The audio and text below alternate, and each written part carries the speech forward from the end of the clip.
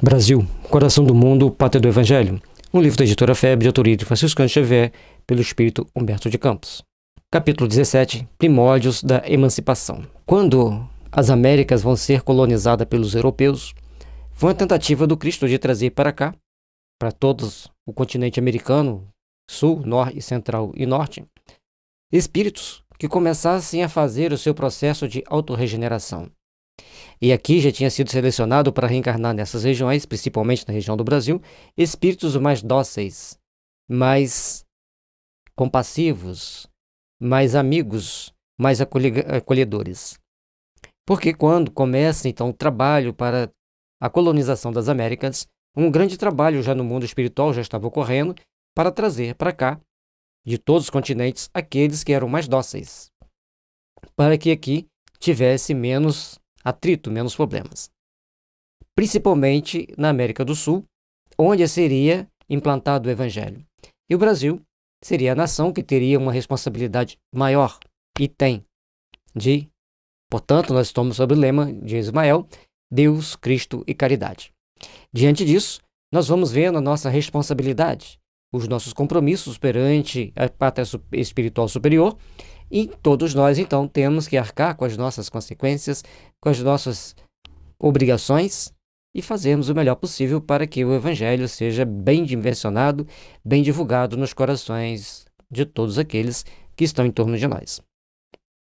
Portanto, façamos brilhar a luz do Evangelho em nossos corações, peçamos as bênçãos a Ismael, o protetor espiritual do Brasil, que sempre recebe as luzes do Cristo para nos envolver num bálsamo de amor e de paz. Que saibamos nos conduzir com a responsabilidade à altura dos compromissos conscienciais que temos, para cumprirmos bem o nosso trabalho e deixarmos aqui um Brasil melhor para os nossos descendentes. Capítulo 17. Primórdios da Emancipação. E lembrando que Ismael foi o espírito, o anjo, que Jesus pede então para gerenciar a pátria brasileira, a pátria do Cruzeiro. Em 1815, passara a colônia a ser o reino do Brasil. Em carta de lei de Dom João VI, o Rio de Janeiro tornou-se, desse modo, a sede da monarquia portuguesa. E isso criou-se, na cidade do Rio de Janeiro, um grande êxtase. As pessoas estavam se sentindo aquele glamour de ser habitante da capital da monarquia portuguesa. E com Dom João VI habitando o Rio de Janeiro trouxe e conseguiu angariar algumas conquistas importantes, como já vimos em capítulo anterior. Então foi a criação do Banco do Brasil, criação da imprensa nacional, a poder publicar livros aqui e outras indústrias que poderiam então se instalar no Brasil. E com isso, o Brasil começa a ter outras pretensões, que a gente vai ver que nesse período de 7 anos, de 1815 a 1822, começa a acontecer algumas transformações para que culmine na independência sem um grande embate, sem um grande conflito.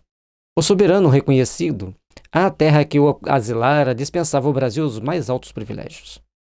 E quando Dom João VI chega ao Brasil, tanto na Bahia quanto no Rio de Janeiro, ele é recebido calorosamente. O povo brasileiro o acolhe com amor, com muito aconchego, com aquele calor de bom acolhimento natural dos brasileiros. O que não aconteceu com as coroas espanholas quando tentam ir às suas colônias na América Espanhola. O progresso econômico da nação, alentado pelas forças estrangeiras aí estabelecidas com as garantias da lei, avançava em todos os setores da comunidade brasileira. Todo o país se rejubila com a nova era de prosperidade geral.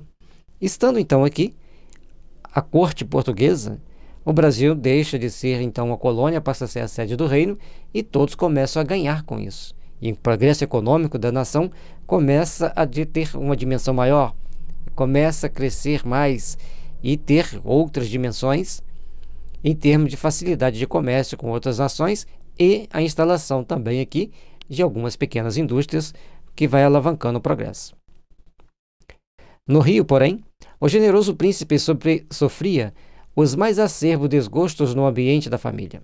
Foi talvez em razão desses dissabores que jamais se viu Dom João VI perfeitamente integrado nas suas respeitáveis funções no mundo oficial daquele tempo.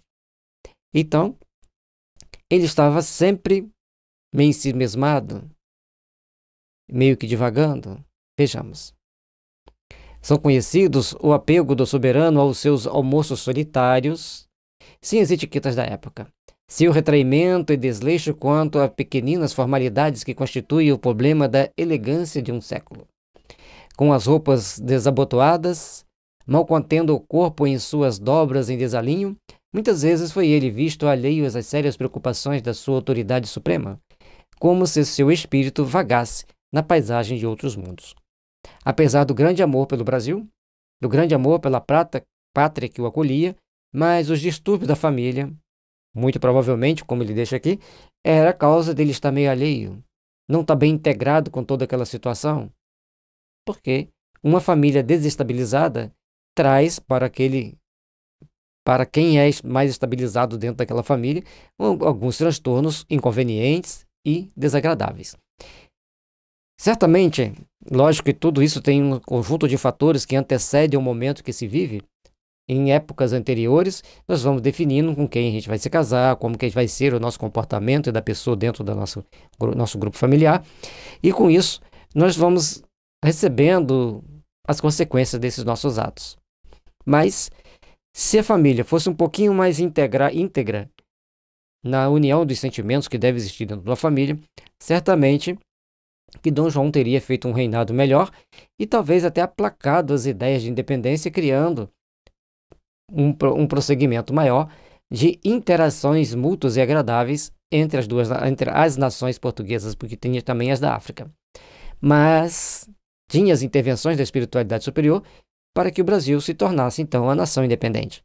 Portanto, tudo vai acontecendo de acordo com os fatos para que coincida lá na frente, que termine tudo dentro daquilo que é programado pela espiritualidade superior. Logicamente que a gente vai destacar a importância de uma família bem agregada, bem organizada, para o bem-estar de todos. Dom João se acostumara à maravilhosa beleza do sítio da Guanabara e se tomara de amor pela pátria que os seus valorosos antepassados haviam edificado. Enquanto Napoleão Bonaparte lia os Eclesiastes no meio de seus infortúnios na ilha solitária de Santa Helena, para se convencer de que todas as glórias humanas não passam de vaidades e alucinação do espírito, o príncipe regente preferia fazer os seus passeios pelos arredores do Paço de São Cristóvão, esquecido das mentiras sociais da corte de Lisboa. Interessante que Humberto de Campos escreve maravilhosamente bem, e ele consegue, dentro desse pedaço do parágrafo, ele colocar tantas informações. Dom João curtia as maravilhas da Baía da Guanabara. Ali aquele conjunto de mares, montanhas e planícies. Ele ficava ali ensimesmado, olhando todas aquelas belezas, fazendo suas meditações e tendo um grande amor por aquela pátria que seus antepassados haviam edificado, porque o Portugal, de alguma forma, contribuiu para que tudo aquilo ali existisse da forma que existia. E principalmente com aquele sentimento de amor pelos seus líderes. E, no mesmo momento, Napoleão estava preso na ilha de Santa Helena, fazendo a leitura dos Eclesiásticos, para ver a frugalidade da vida, dos poderes da vida temporal, da vida terrestre, onde os verdadeiros valores são espirituais. O bem que você fizer, você vai colher. E, logicamente, que Dom João, que já tinha desenvolvido esse grande amor pelo Brasil, um pouco mais tarde, ou no momento próximo que nós estamos vivendo agora, ele foi presidente do Brasil, um dos mais amados do Brasil e do mundo. Então ele vai passear ali pelo Paço de São Cristóvão, vai andando ali em torno da Casa Real e procura se esquecer das mentiras da corte, porque na corte sempre tem aquelas intrigas, fofocas, os disse que disse, e ele procura então se desligar daquelas coisas mesquinhas e procurar naquele momento refazer as suas energias. Aqui no Brasil, ao menos o inédito dos céus sempre azuis e das encantadoras perspectivas dos morros verdoengos e floridos representavam um anestésico para o seu coração dilacerado de filho, de esposo e de pai. Ali, ele, contemplando aquela paisagem, ele procurava anestesiar o coração de tantos tormentos que ele vivenciava. Ele, como filho de uma mãe insana, como grave doença mental, atormentada pelos seus inimigos, um filho e uma esposa que não correspondiam aos anseios dele como pai. Suas preocupações se dividiam entre a mãe demente, a esposa desleal e incompreensível, e o filho perdulário e estróina. E aí a gente vai vendo que se a esposa leva-se por caminhos da deslealdade, o filho não vai ter um comportamento muito condizente com aquilo que se espera dele.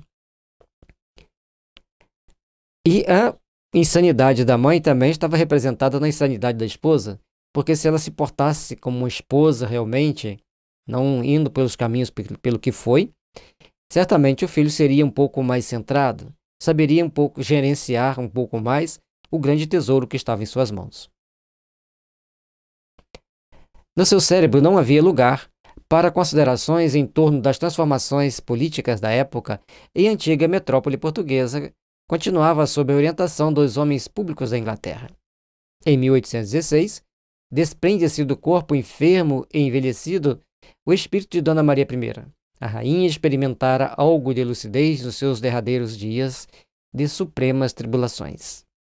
Então, Dona Maria I, naqueles momentos finais, ela tem aquela melhora de lucidez, de conversar com os filhos, de conversar com as pessoas que estavam em torno dela, e logo em seguida se desprende do corpo, mas, por muito tempo, contudo, esteve apegada às ilusões do seu trono, perseguida pelo vozeiro das entidades encarnadas em virtude de rigorosas sentenças de morte, por insinuação dos seus confessores e dos seus ministros. Cuidado com os conselhos que te dão. Observe o que diz o Evangelho. Leia você mesmo o Evangelho e interprete. Sentenças de morte estabelecida contra a população vai levar a esses espíritos atormentados, sofridos, condições de passar por situações de dor, de angústia. E, como todo ser humano ainda preso à inferioridade dos conceitos terrestres, parte para o ataque, parte para a vingança. E ninguém ficará impune pelas leis divinas. Terá que receber no mundo espiritual, conforme nós temos no livro dos Evangelhos segundo o Espiritismo, nós temos o céu e o inferno, e na série André Luiz, um conjunto de relatos mais que suficiente para nós entendermos como se dá a justiça divina no plano espiritual. E também os mecanismos de nós podermos nos esclarecer espiritualmente e, através das reuniões públicas espíritas e até mesmo dos outros cultos evangélicos, católico, protestante, esclarecer esses espíritos para que eles atenuem o seu ódio contra nós. E assim, cada um vai recebendo no momento certo, no momento aprazado, as consequências dos seus próprios atos. No ano seguinte, casou-se o príncipe Dom Pedro com a arquiduquesa Leopoldina da Áustria. Alma sensível e delicada, essa princesa europeia foi trazida para o Brasil de acordo com as determinações do mundo invisível para colaborar na realização dos elevados projetos de Ismael e dos seus mensageiros. Somente o seu coração doce e submisso poderia suportar resignadamente as estreunices do esposo e um dos períodos mais delicados da sua vida, sem provocar escândalos que acarretariam atraso na marcha dos acontecimentos previstos. Então, a princesa Leopoldina, uma pessoa muito íntegra, muito bem educada, muito sensível e com evolução suficiente para aguentar resignadas as maluquices de Dom Pedro I, e ela que começou a vislumbrar um Brasil, um grande reino, próspero, produtivo, e certamente integra a equipe de Ismael na condução espiritual do Brasil, porque ela ficou encantada com o povo brasileiro, encantada com o Brasil, encantada com as riquezas que tinham aqui e com as possibilidades que nós tínhamos. Mas o pobre infeliz, esquecido dos seus compromissos superiores, deixava-se levar por uma vida bem desregrada, insensível às necessidades da pátria como nação e também do cuidar da família. A esse tempo, Em todas as cortes da Europa, sopra fortemente o vento do liberalismo, pressagiando o fim do poder absoluto. A República Francesa havia desferido tremendos golpes em todos os preconceitos de sangue e da autoridade. As constituições, moldadas na célebre Declaração dos Direitos do Homem e do Cidadão, surgiam em todos os países, dando ensejo à renovação das liberdades políticas. Então, antes, o governo era estabelecido pelos reis, muitas das vezes déspotas insensíveis, e não respeitavam as necessidades do povo do seu país. A partir do momento da Revolução Francesa, sangrenta, logicamente, mas ela quebra a hegemonia real, trazendo para todos os países, então, governados por monarquia, que praticamente todos eram, a ideia de que as suas cabeças estavam em jogo a qualquer momento se deixasse a população passar pelas situações de sofrimento que estava passando. E a partir daquele momento, então, eles começam a criar mecanismos e ações e atitudes para se protegerem. E para eles se protegerem, eles entenderam que eles tinham que proteger também os homens e os cidadãos do seu país. Então, os governos, a partir daquele momento, se tornam mais humanos, mais respeitáveis, mais solidários. Depois da morte de Dona Maria I, Portugal não se resigna à situação de subalternidade a que o conduzira a caprichosa vontade de Dom João VI. Perseverando em permanecer no Brasil, e prepara todos os elementos para a insurreição contra a ditadura despótica de Beresford, em cujas mãos inábeis de administrador se encontrava o poder.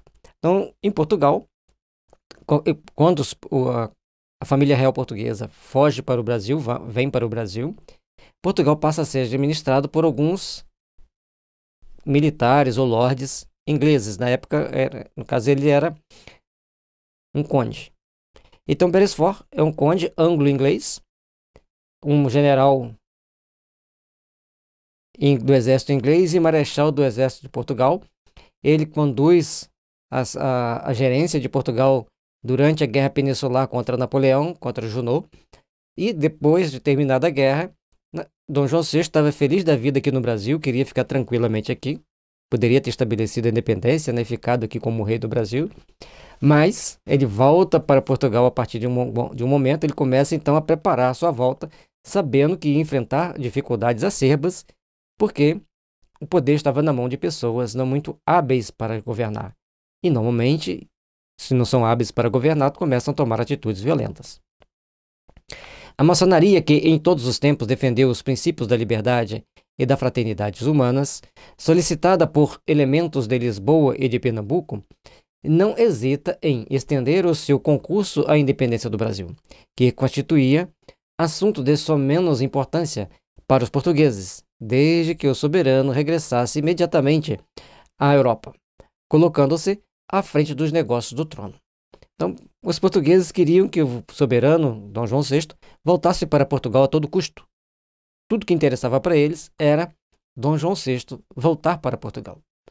Ao passo que, então, esses membros, sabendo trabalhar na calada da noite, na diplomacia, assim, nos bastidores, né, da diplomacia, levaram, então, a conduzir os fatos para que tudo acontecesse, para que a independência do Brasil pudesse ocorrer. Então, são recados sutis que se passa, são dados que se vão passando para pessoas de confiança, para que um passe para o outro passe para o outro, e vai conduzindo os fatos naturalmente para que chegue aquilo que eles querem. A verdade, todavia, é que os pernambucanos exaltados não esperam a solução pelos processos pacíficos, exacerbados os antigos ódios entre brasileiros e portugueses, que já havia levado Recife e Olinda à guerra fratricida, promoveram a Revolução de 1817, na qual se sacrificaram tantas vidas. Foi quando apareceu em todo o norte do país o famoso Preciso, redigido por Luís de Mendonça, que se viu ameaçado de fuzilamento. Então, cria-se uma revolução, mais vidas são sacrificadas, mais mortes ocorrem pelo precipitar das coisas, e Luís de Mendonça então cria o famoso Preciso. E ele então se vê ameaçado de fuzilamento, porque naquela época isso era uma traição à pátria, que a pátria, todos tinham como pátria Portugal, embora vivesse no Brasil, e isso Luís de Mendonça se vê em sérios apuros. Luís de Mendonça, então, era um rico, muito chamado de moderado, de muito moderador. Ele escreve esse manifesto chamado de Preciso para denunciar os abusos dos poderes reais em Pernambuco e acaba, ele se viu ameaçado de fuzilamento, ele termina sendo fuzilado realmente, mas as comissões militares designadas para reprimir o movimento ordenaram morticínio e crueldades que consternaram o coração do próprio rei, induzindo-o a mandar suspendê-las sem perda de tempo, a fim de que cessassem as arbitrariedades dos executores das ordens do Conde dos Arcos.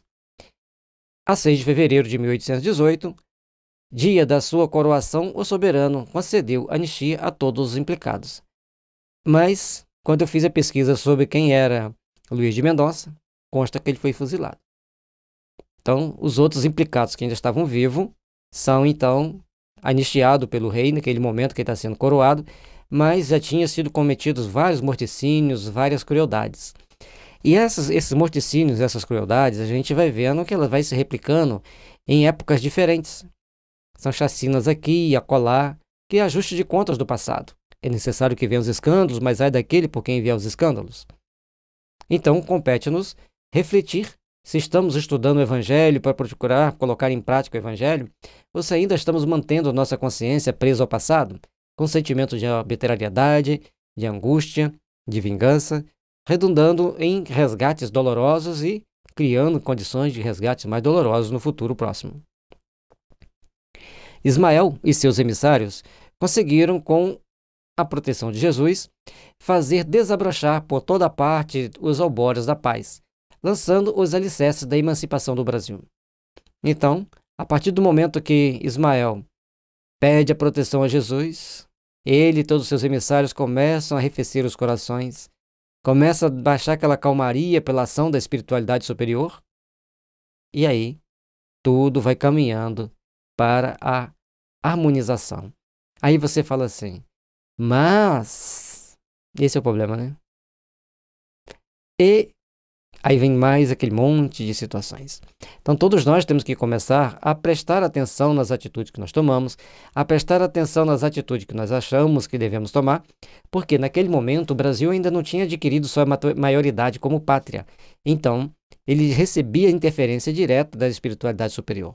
A partir de um determinado momento, principalmente da proclamação da República, nós temos que seguir os nossos destinos. Nós temos que ser donos do nosso nariz, como costuma-se dizer no jargão popular, mas termos a consciência de que arcaremos com as nossas responsabilidades. Em 1820, rebenta em Lisboa e no Porto a Revolução Constitucionalista. Portugal, reduzido à condição de colônia, desde a ocupação de Junot, reclamava a volta imediata da família real à metrópole portuguesa e o regime da Constituição para a sua vida política. As próprias tropas que estacionavam no Pará e na Bahia aderiram ao movimento da pátria. Então, apesar de Portugal ter tropas aqui no Brasil, no Pará e na Bahia, mas queria um movimento que fosse o rei para Portugal, estabelecesse de novo a monarquia portuguesa, Portugal como centro do reino, e os outros sendo colônia, ou que fosse uma extensão do reino, mas não tinha aquele glamour de ser a sede do reino. Então, essa ideia prevalecia, essa ideia hegemônica eurocentrista ainda permanecia. Dom João VI busca procrastinar as suas decisões, promete enviar o príncipe Dom Pedro para examinar a situação, mas todos, ou quase todos os portugueses do Brasil, protestam contra as atitudes tergiversantes do monarca. Então, todos já estavam de olho em fazer independência, mas não, vai você e deixa Dom Pedro aqui. As tropas, aderindo ao movimento do reino, se reúnem no Largo do Rócio. O momento era dos mais delicados. Então começa o movimento das pessoas, as portuguesas que estavam aqui no Brasil queriam que a família real voltasse para Portugal. Então vem as tropas, se reúnem ali, vamos embora, que é melhor a gente ir. Os colaboradores invisíveis, no entanto, desdobram suas atividades conciliadoras, junto de todos os elementos políticos presentes na cidade, e Dom Pedro, depois de algumas combinações necessárias e rápidas, corre ao Paço de São Cristóvão de onde traz um decreto antedatado com a assinatura do soberano, declarando que aceita e mandará cumprir a Constituição da Junta Revolucionária de Lisboa.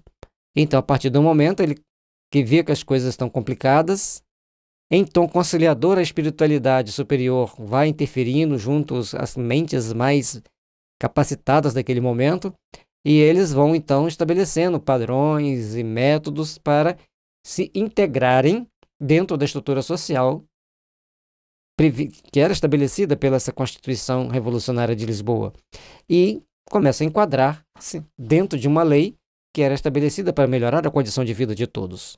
Então, são grupo de situações, de pessoas que vão trabalhando para se refazerem, para se reestruturarem dentro da sociedade vigente na época.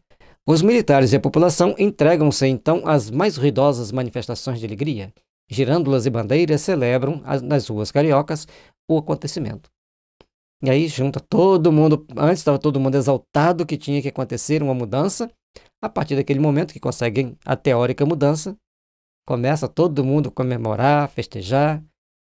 Então o brasileiro tem essa ideia de festejar, nem entende perfeitamente o que está acontecendo, já está festejando. Isso não é de hoje. Entram, porém, em jogo os interesses de Portugal e do Brasil. A 7 de março de 1821, Dom João VI torna conhecida a sua resolução de regressar a Lisboa. Logo, os favoritos da sua corte lhe insinuam a suspensão de todas as liberdades que lhe havia otorgado a pátria do Evangelho. Mas a mentalidade brasileira protesta pela voz dos homens mais eminentes. E aí, aqueles conselheiros bajuladores que estão diante do rei começam a olhar melhor cortar as liberdades deles. Aí os brasileiros, aquelas mentes mais eminentes, já de olho no que eles queriam conseguir lá na frente, não, nós conquistamos essa liberdade, nós somos leais, nós somos amigos e vamos continuar amigos, deixa a nossa liberdade. E no meio político, todas as verdades e todas as mentiras são pela metade. Então são meias verdades, meias mentiras, e as pessoas vão ali criando aquela bola de neve e as coisas vão acontecendo mais ou menos, ou na atualidade, mais ou menos do jeito que a espiritualidade vê como o menos problemático. Até que tudo aconteça da forma mais condizente com a necessidade de todos. O governo soberano, cujo reinado transcorria num dos períodos mais críticos da história do mundo, foi obrigado a deixar no Brasil o filho como príncipe regente. Ele vê toda aquela situação, ele tem que partir, mas tem que ficar alguém aqui. Ele, vendo a situação de iminente perigo da busca da independência, ele deixa o príncipe regente para tentar amenizar os ânimos, amenizar aqueles corações. No momento das despedidas, profere ele a famosa recomendação: Pedro, se o Brasil se separar de Portugal, antes seja para ti, que me respeitarás, do que para algum desses aventureiros. É importante a gente saber dessa frase, porque antes eu via, quando eu estudava história, mas que absurdo. Ele era filho do rei de Portugal e trai o pai dele para fazer a independência do Brasil. E por muito tempo eu pensei assim, acreditei assim. Até que eu li aqui. Aí eu vi que ele, o próprio pai, já deixa para ele uma deixa, né? Se você vê que vai ter que fazer a independência, que assuma o comando. Não deixa na mão de qualquer um, porque nós investimos muito aqui, nós dedicamos muito por esse país. E assim foi feito. Dom Pedro, então, vai estabelecer a independência do Brasil de uma forma pacífica, não cria atrito, cria-se vários acordos e continuamos então como países irmãos, como países amigos. É importante nós compreendermos que todos os países têm a sua função, têm o seu trajeto traçado. E lembrando que a Terra é um planeta de provas e expiações, agora que está começando a entrar em regeneração, então não tinha muitas opções para Jesus estabelecer em todos os países uma base do Evangelho segura, porque nem todos, mesmo aqui no Brasil, onde foi designado para essa finalidade, assim como anteriormente Israel e Roma, o Evangelho foi desvirtuado, foi usado para outros interesses e de uma forma muitas das vezes mesquinha, tanto em Israel como depois em Roma. Então, os primeiros cristãos que dedicavam-se com grande amor, dedicavam mesmo a vida pelo Cristo, aqueles que vieram a sucedê-los começaram a ver no cristianismo bases para seus interesses, o que ocorre até hoje. Então, todos nós vamos procurar trabalhar procuramos realizar o bem, procurando então construir as bases do amor, da fraternidade e da paz, para que todos possam viver dentro da segurança possível, dentro do equilíbrio possível, nas bases do amor, da fraternidade e da paz. E o mundo todo vai se enquadrando passo a passo dentro do melhor possível aqueles que gerenciam seus países com o interesse próprio daquele país, com as interferências externas que sempre existiram, mas de uma forma mais amena possível. Isso vai acontecer até que a Terra comece a entrar plenamente em regeneração, onde todos nos respeitaremos como irmãos, como filhos do mesmo Deus, como corresponsáveis pelas nossas ações, pelas nossas atitudes e por aquilo que criamos. Então, somos aquilo que fizermos de nós mesmos e saibamos trabalhar bem, pelo amor, pela paz, para que o amanhã seja reconstrutor de um mundo melhor. Que as bênçãos de Jesus estejam sempre envolvendo nossos corações, derramando sobre nós as bênçãos do amor, para que saibamos trilhar os caminhos com menos sofrimento, com menos dor.